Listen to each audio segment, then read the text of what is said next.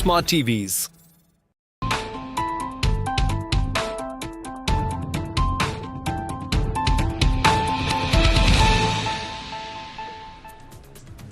Hello and welcome. You are watching News 9 Live. I'm Krishna Kumar, and the big story we're tracking at this hour is Bangladesh and its economy, with a brand new interim government at the center of it, and Dr. Muhammad Yunus, Nobel laureate, heading that interim government. The big question is, can Bangladesh's economy be protected and made to bounce back? Let's begin. After days of relentless protests and the ongoing political turmoil that led to the ouster of Bangladesh's Prime Minister Sheikh Hasina, normalcy is likely to return in the protest-torn nation. Nobel laureate Muhammad Yunus is set to take oath as the head of Bangladesh's interim government.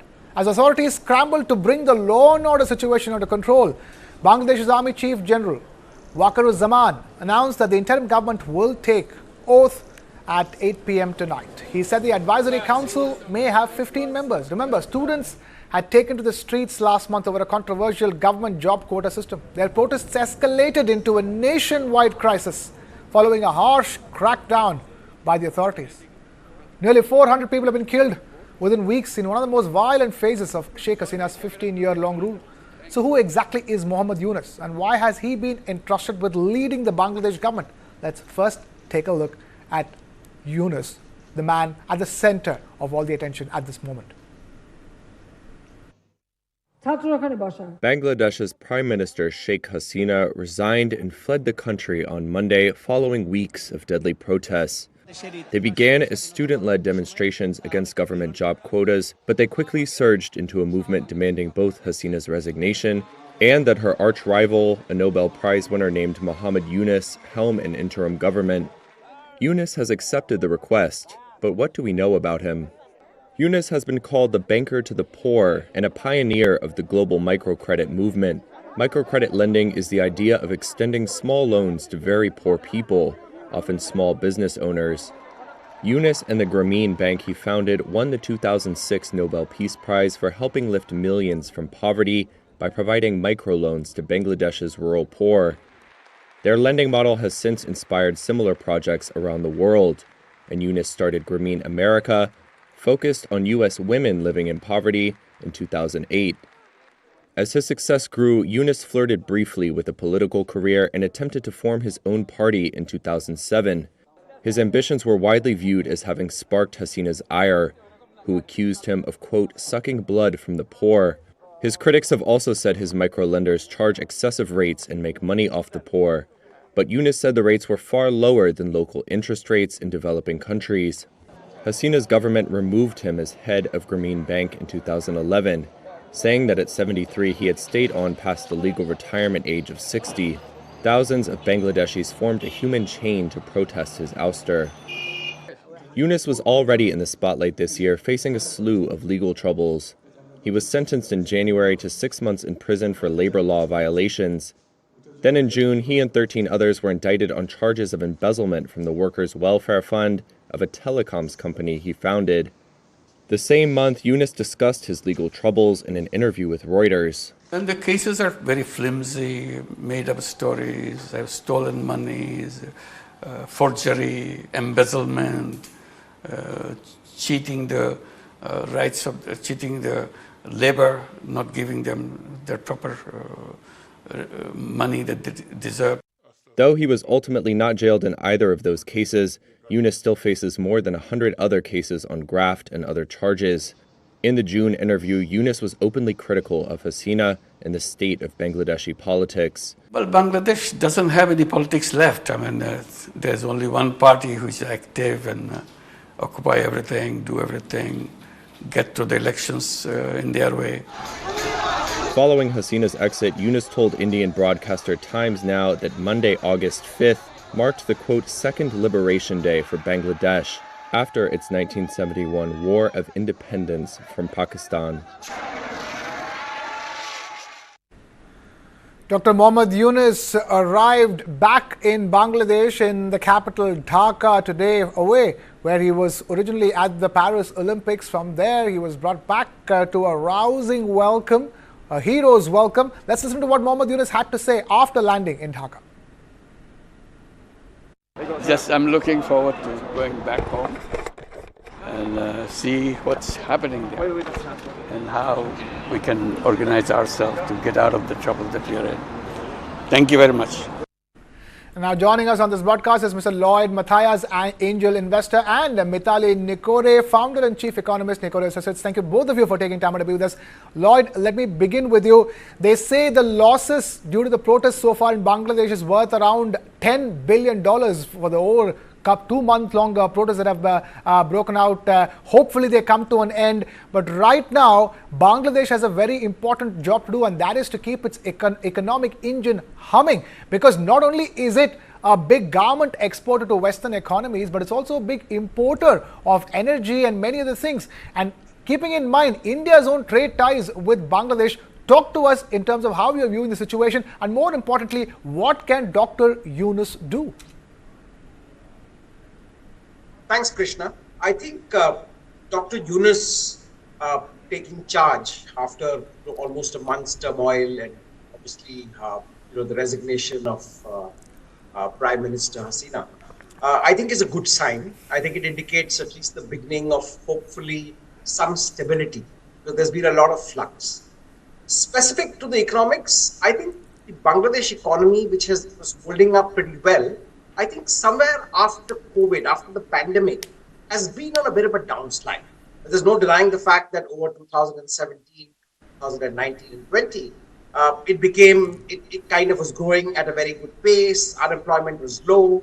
Bangladesh was slowly becoming the center of manufacturing when it comes to textiles, to some extent leather as well. I think after the pandemic, it suffered a bit of a body blow, and that did not fully recover. So it was not that the economy was in great shape over 2022 and 2023.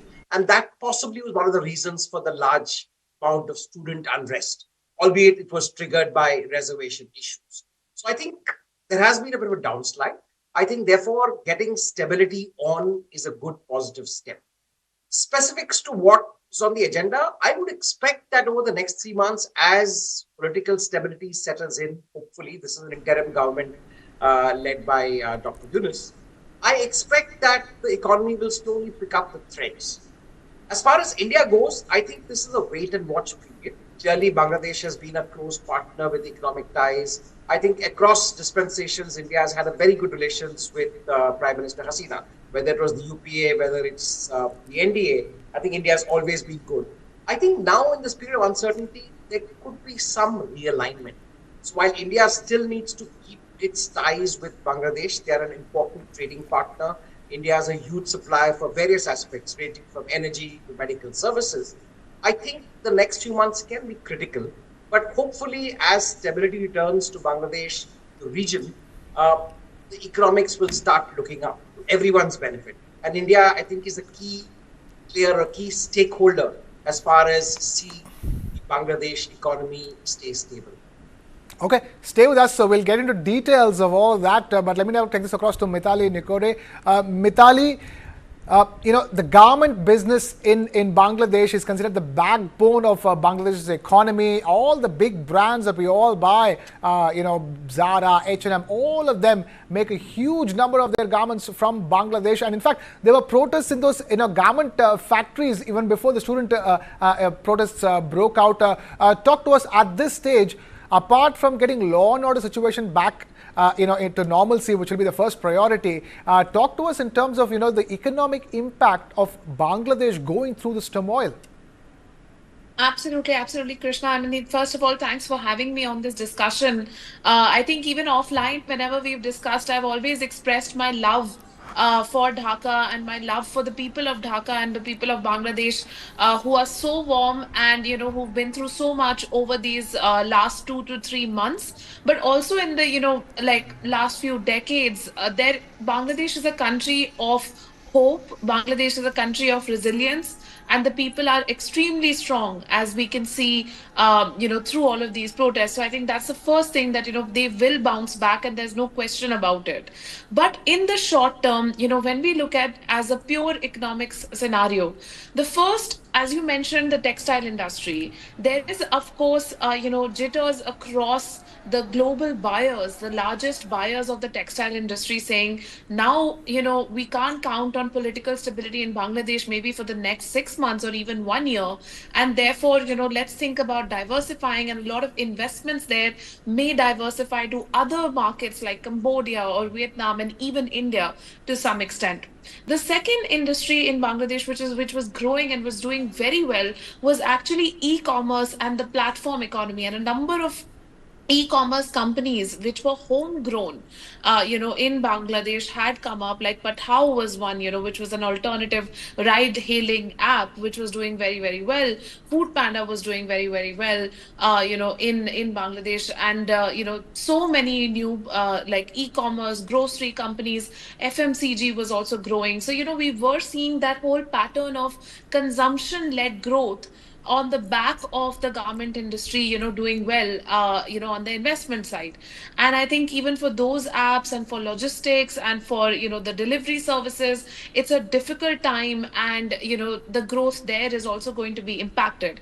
The third industry, which I'd like to point out, is actually IT services. And we were starting to see some demand for Bangladeshi, employees to be coming into IT service companies, because they're also very educated and very capable of, servicing the sector. And again, that is another area which I feel, at this point in time might get a bit of a hit. It's of course exciting to have, an economist that one has grown up reading. For many of us who are students of development economics, Muhammad Yunus is nothing short of, a miracle maker in that sense. But I think it's a very different task to run a country and to run the politics versus the technocrat that he is. So there is definitely, a difficult road ahead of him.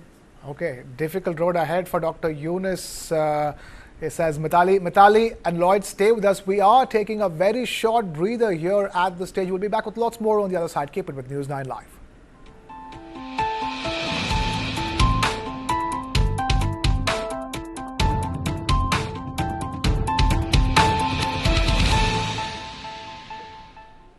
Hey, careful, huh? My daddy got it from abroad. Hey, disaster! How will you pay for the loss now? In stock market, you should take risk as per your capacity and knowledge. Trade in options very carefully. Wow, Dikra! Absolutely perfect. Take risk with full understanding. So much good. Invest good. Have not quite lived up to their pre-tournament billing, delivering a series of less than convincing performances. With 2 draws and a solitary win. Your son will be Messi. No studies, just football all day. Go, my son, go. Make my face shine through playing football. Not only your face, but also the country's. I will conquer the world by playing football. Come, let's go to Germany. World's largest football talent hunt, News 9 Indian Tigers and Tigresses. In association with DFB Pokal, Bundesliga, BBB and India Football Center. Train and play matches in Europe. Register now and fly to Germany. IndianTigersandTigresses.com. Big fan of Ian Bell, watching him very classy in all formats. I find Durban quite a challenge, which is still an enjoyable one. You're not allowed to bowl a bouncer, so that tells you that they want to see runs on the board. बड़े अच्छे tours किए हैं, बड़ी अच्छी यादें हैं हर जगह की, जहाँ मैंने पर्सनली क्रिकेट को बहुत एंजॉय किया, ऑस्ट्रेलिया एंड इंडिया में बहुत ज़्यादा एंजॉय किया. I love playing again England and India, and they were both very different challenges. Up close and personal with legendary cricketers like never before. Icons of the pitch. This and more. Streaming on News 9 Plus. News is now content. Subscribe and get free vouchers. This was the kind of terrain that mountaineers basically climb on. You're talking of peaks of 15,000 and 16,000 feet. You have trouble breathing, the cold, the high altitude, the dizziness, the enemy staring at your face. And in some of those cases, the Pakistanis were not even expending ammunition. They were throwing rocks at the Indian soldiers. That's how close it was.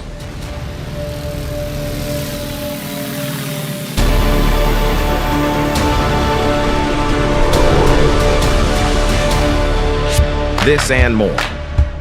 Streaming on News 9 Plus. Subscribe and get free vouchers. Fast, fast, fast, fast, fast. My God, isn't she your daughter? Yes. She's playing football. This is boys' game. Make her study. If she doesn't get a good job, she will get a good match. Will you win the world by playing football? Yes, auntie. My daughter will win the world by playing football. Let's go to Germany. World's largest football talent hunt. News 9 Indian Tigers and Tigresses. In association with DFB Pokal, Bundesliga, BVB and India Football Center. Train and play matches in Europe. Register now and fly to Germany. IndianTigersandTigresses.com.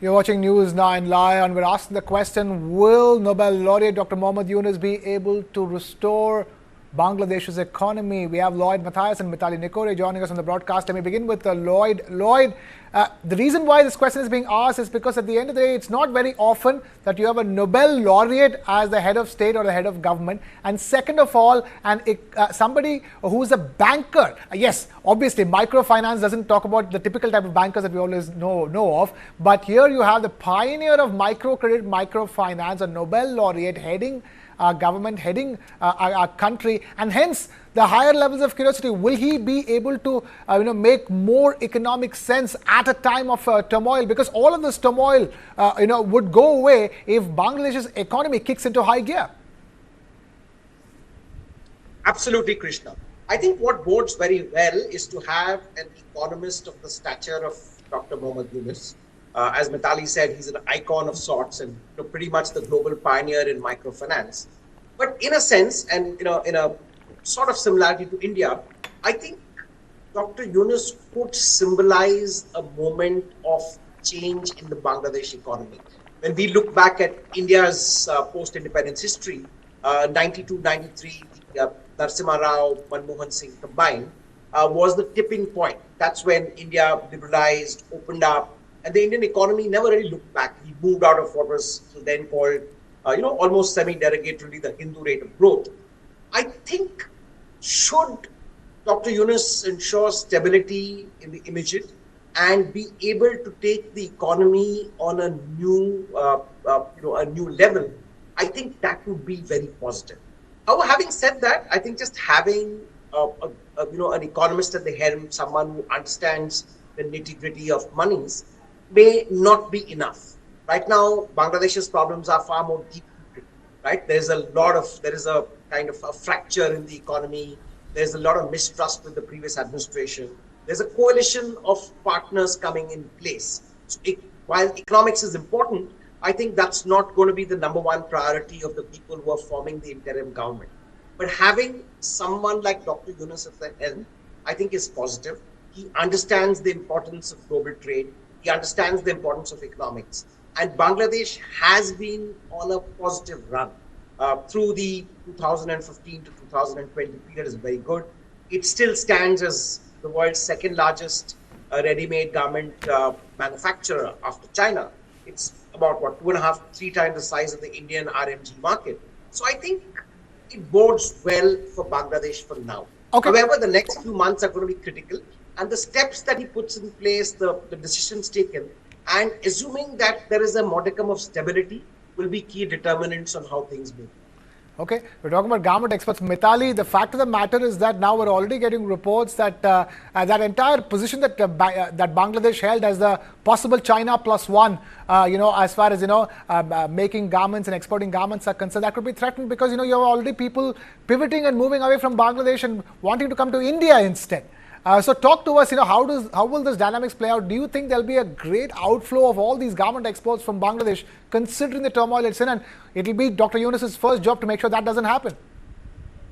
No, absolutely, Krishna. See, the point is that Dr. Yunus is one of the most respected figures internationally. He's one of the most respected Bangladeshis at a global scale. So, of course, the fact that he's, been brought in to be the face of the new government and to be the person in charge of taking all the economic decisions will provide the investor community with a lot of, with a lot of comfort, with a lot of security. But at the same time, for any of the global investors, particularly in the garment industry, but even outside of the garment industry, because we were starting to see a number of manufacturing sector enterprises, logistics sector enterprises, trade sector enterprises. The waterways sector was getting a lot of, investment as well in Bangladesh. The Indo-Bangladesh protocol route being operationalized was also opening up a lot of trade, routes via the Chattogram port and via the Mongla port. So it was not limited to just the, garment industry, but a lot of trade and logistics activity was taking place. And, with Professor Yunus coming in, there is comfort, but at the same time, there will be a call for diversification, like the same call for diversification happened. And it was said that, yes, we need to move out of China. It doesn't just have to be China. In the same way that diversification call will happen across emerging economies, wherever, global investors can be hosted.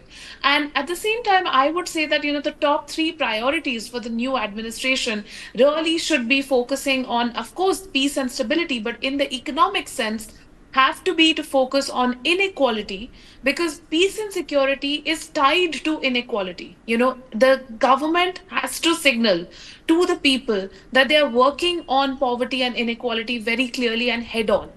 The second has to be employment, because the students, as well as the garment workers, as well as people across Bangladesh, are looking for jobs. They are looking for employment, and employment generation has to come up as, a key focus area. And the third has to be infrastructure, because in order to achieve the first two, in order to achieve, poverty reduction, in order to achieve inequality reduction, in order to generate employment, one has to invest in infrastructure across the country, not only in Dhaka, but across the country, so that, people can see that, yes, the government is putting in the long-term investments that are necessary. I mean, even the building of the Padma Bridge in that sense sent out the right message that, yes, if, the government wants, they can build a large bridge which connects, the capital, Dhaka, to the border of the country at Benapole. So it's important, for the government to come forward and signal with larger infrastructure projects that it is, investing for the long-term future and growth of the country. Okay. Lloyd, same question to you. And also I want to, ask about, your thoughts on what Narayana Murthy, the iconic Infosys founder, had to say. He literally said that considering the troubled world we live in, this world needs Dr. Yunus. But the fact of the matter is that can Dr. Yunus, stem the flow of garment export business outside of Bangladesh to India? I think Narayana Murthy did, what was the appropriate thing, because globally, I think it's recognized that when technocrats take charge of a nation's affairs, their focus is more on economics, less on, shall we say, the other aspects of governance, right? Which is really about politics and such like. And that always is a good signal. I think everywhere around the world, all global corporations have really looked at a China +1 strategy. Having said which, it's 3.5 years since the pandemic. I think that has still to see it play out in fullness, right? While a lot of global corporations have certainly realized that you can't have all your eggs in one basket, and economy of scale is not going to be the only driver of your supply chain, I think it's taken a lot more, given that all the other economies that have benefited, Vietnam, Cambodia, Bangladesh, India to some extent, I think there are a lot of factors that still need to come into play. It's not just a factor of availability of manpower and labor arbitrage. I think there are a whole lot of other factors, ranging from infrastructure, ranging from ports, from services. So I think there's still some distance to go. But back to Professor Yunus getting in charge, I think the first positive part is getting a technocrat is good. Two is considering that he's kind of liked by all Bangladeshis, the global icon. Hopefully he will be able to bring peace and political stability soon enough. And thirdly, I think given his global reputation, I think he can put the Bangladesh economy on track again. And that will be a very, very critical role to play, not just for the whole country, but also for the neighborhood, specifically for India. All right. I'm afraid we've completely run out of time with that. We will leave it at that. Mr. Lloyd Matthias, Angel Investor, thank you so much for taking time out to be with us. And Mitali Nikore, Founder and Chief Economist, Nikore Associates, thank you so much for taking time out to be with us on this broadcast. And with that, it's a wrap here from my side. Thank you so much for watching. This is Krishna Kumar, signing off.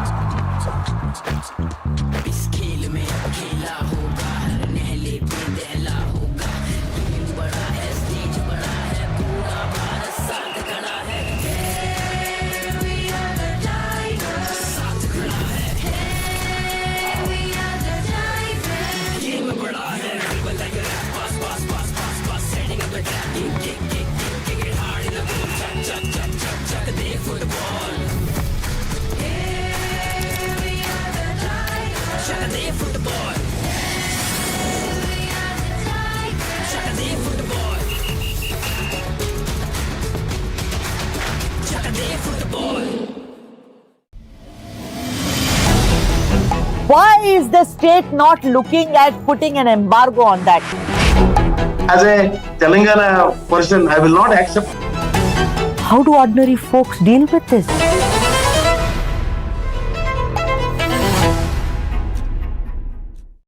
For the very first time in our investigation, we unmasked the killer of Ravindra Matre. In 5G, we have to stand with the world, and in 6G, we have to lead the world. Winning a Grammy was an absolutely surreal experience.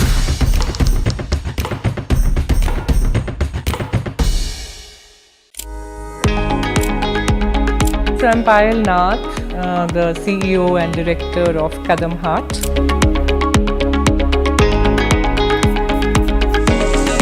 You're working with people, you're working with emotions, you're working with hands, you're working with nature.